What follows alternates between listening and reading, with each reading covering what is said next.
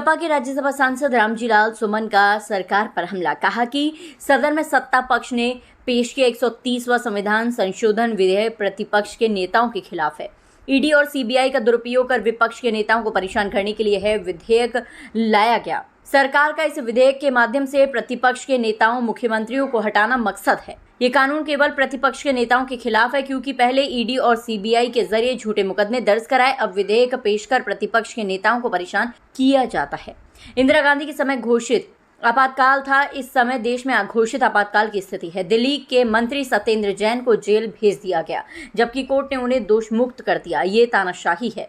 देश की सरकार केवल तानाशाही कर रही है और प्रतिपक्ष के नेताओं को परेशान करना मकसद है। अभी देश की संसद में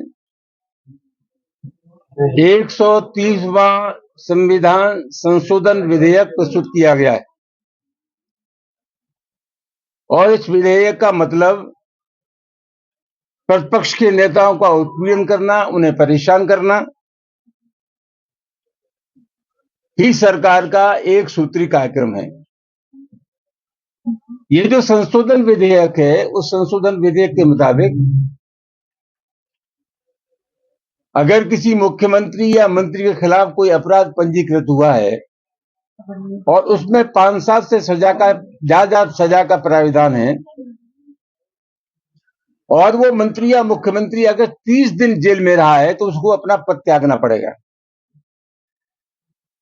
सबसे बड़ा सवाल ये है कि ये जो प्रवर्तन निदेशालय है और सीबीआई है, ईडी और सीबीआई है,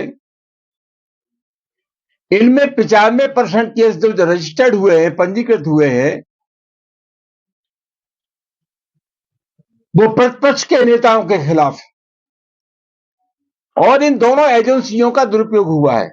अभी 7 अगस्त को उच्च न्यायालय ने इन दोनों संगठनों के बारे में, इनके काम करने का जो तरीका था उसके बारे में टिप्पणी की कि आपको ठग जैसा व्यवहार नहीं करना चाहिए। और सबसे महत्वपूर्ण बात है कि संसद में एक लिखित जवाब में सरकार ने खुद स्वीकार किया है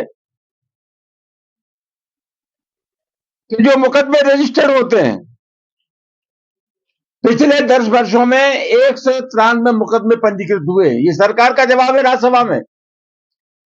और सिर्फ 2 लोगों के खिलाफ दोष सिद्ध हुआ। इसका मतलब क्या हुआ? इसका मतलब ये हुआ कि खाली 1% लोगों के खिलाफ दोष सिद्ध हुआ।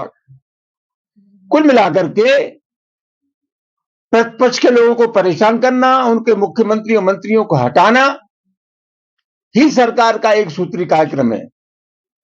और इनका हाल यह है कि 25 प्रतिपक्ष के बड़े नेता इन्होंने अपनी पार्टी में शामिल कराए, जिनकी उपयोगिता थी। 23 के खिलाफ जो आपराधिक मामले चल रहे थे वो ठंडे बस्ते में डाल दिए। कुल मिलाकर के ये तानाशाही कानून है और इस तानाशाही कानून की जितना आलोचना की जाए कम है। देश की जनता से मैं आग्रह करना चाहूंगा कि ये जनविरोधी जो कानून है, हिटलरशाही कानून है, पूरे देश के लोगों को एक स्वर से इस कानून का विरोध करना चाहिए। है अपराध तय होने का मतलब अपराध किया या नहीं किया है, इसको अदालत तय करेगी। किसी के खिलाफ मुकदमा पंजीकृत हो जाए और आपने सजा दे दी और कोर्ट ने बहाल कर दिया। सत्येंद्र जैन 1.5 साल है जेल में और 4 साल बाद सीबीआई ने क्लोजर रिपोर्ट दे दी कि इनके खिलाफ कोई गुनाह बनता ही नहीं है। यही तो रोना है। किसी के खिलाफ आप जो चाहे मुकदमा लिखा देंगे। अरे कोई गुनहगार है कि नहीं, इसका फैसला आप करने वाले कौन होते हैं? ऐलान कर रहे हैं। कौन फैसला करेगा? वो ऐलान कर रहे हैं बिहार से कि अगर मैं भी हूँ, अगर दोष सिद्ध होता हूँ तो मैं भी जेल आने को तैयार हूँ। विपक्ष क्यों डरा हुआ? ऐसा है, ये जो बात कर रहे हैं, इन बातों का कोई अर्थ नहीं है। प्रधानमंत्री को यद्यप शामिल किया गया ये दिखाने के लिए किसने प्रधानमंत्री शामिल है। प्रधानमंत्री के खिलाफ कौन कार्रवाई कर रहा है? ये तानाशाही कानून है, प्रतिपक्ष को परेशान करने वाला कानून है, प्रतिपक्ष की प्रताड़ना करने वाला कानून है। या किसी भी कीमत पर यह कानून बर्दाश्त के काबिल नहीं है और ये तानाशाह कानून है।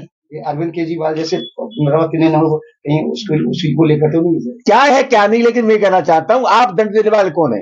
मैंने आपके खिलाफ मुकदमा लिखा दिया तो मुझे दंड तो कोर्ट देगा ना। किसी के खिलाफ आपने मुकदमा पंजीकृत कर दिया, आपने उसका मुख्यमंत्री पद ले लिया, मंत्री पद ले लिया और कोर्ट ने कह दिया इनके खिलाफ कोई मामला बनता नहीं है। उसकी जो बेइज्जती हुई, उसकी जो इज्जत हुई, उसको शारीरिक और मानसिक जो प्रताड़ना हुई, उसका खामियाजा कौन देगा? सरकार दे। इस एक्ट में इनको ये प्रावधान करना चाहिए था कि अगर कोई झूठा मुकदमा बनाता है तो उसके खिलाफ भी कार्रवाई की जाएगी। क्यों नहीं कर रहे लोग? आप इस बात को संसद में उठाएंगे, सभा उठाएगी इस बात? संसद तो अभी परसों तक चली है, आगे आने वाले टाइम पर जब भी फिर ले जाएंगे संसद में बहस के लिए तो जरूर उठाएंगे। इस बहस में हिस्सा जरूर लेंगे।